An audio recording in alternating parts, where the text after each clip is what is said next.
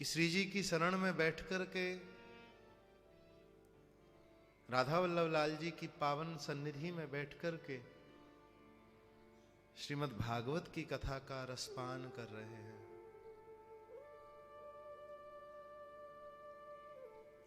सज्जनों,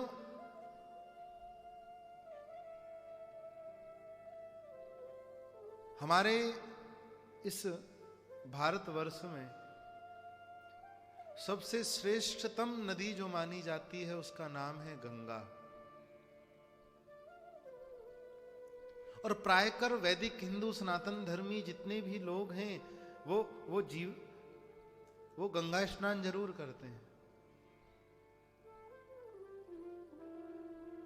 और हमारे कोलवाल परिवार के सदस्य कल बता रहे थे, महाराज जी हमने तो 12 महीने गंगा जी स्नान किया है। हर महीने बस लेकर के जाते थे और गंगा स्नान करके यहां आते थे। सारे लोग मिलकर के बस से जाते थे। तो नियम बहुत लोग लेते हैं। ध्यान देना, 2 प्रकार की गंगाएं हमारे इस भारत भूमि में है। एक गंगा है भागीरथी गंगा,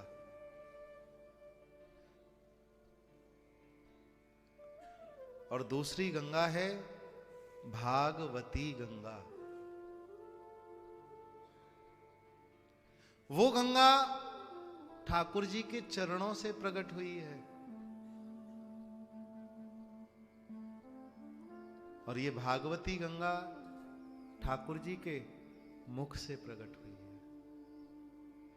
भगवदा प्रोक्तम इदम भागवतम, जिसको भगवान ने गाया है, भगवान ने कहा है, इसीलिए उसका नाम भागवत है। वो चरणों से प्रकट हुई और ये भगवान के मुख से प्रकट हुई है। वो गंगा, सज्जनों ध्यान देना, वो गंगा जो है उसको शंकर जी ने अपने मस्तक पर धारण किया, अपनी जटाओं में धारण किया, इसलिए उस गंगा का नाम है जटा शंकरी। और इस भागवत रूपी गंगा को, भागवती गंगा को शंकर जी ने अपनी जिह्वा पर धारण किया, इसलिए इसका नाम है जिह्वा शंकरी। क्योंकि भगवान की कथाओं के बहुत बड़े वक्ता कहे जाते हैं श्री शंकर भगवान। भगवान की जितनी भी लीलाएं हैं उन सब कथाओं का गान भगवान शंकर ने किया है, माता पार्वती को सुनाया है। कि पूछे हु रघुपति कथा प्रसंगा, पूछे हूँ रघुपति कथा प्रसंगा, सकल लोक जग पावनी गंगा, सकल लोक जग पावनी गंगा, सकल लोक जग पावनी गंगा, सकल लोक जग पावनी गंगा, धन्य धन्य गिरे राजकुमारी, धन्य धन्य गिरे राजकुमारी,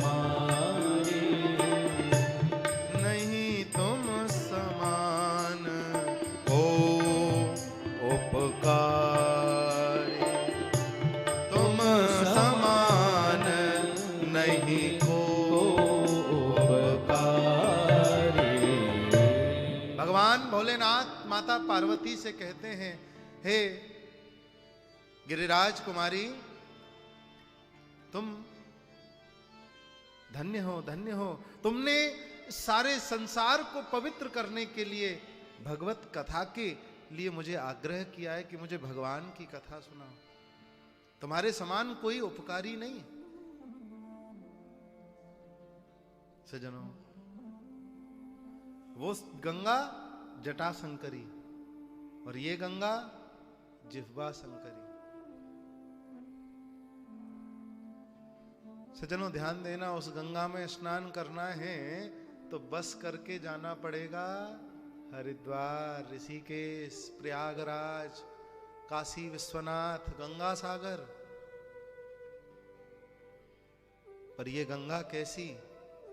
ये भागवती गंगा स्वयं चल कर के आती है और आकर के तुम्हें तुम्हारे नगर में, तुम्हारे घर में आकर के पवित्र कर देती है। यह है भागवती गंगा।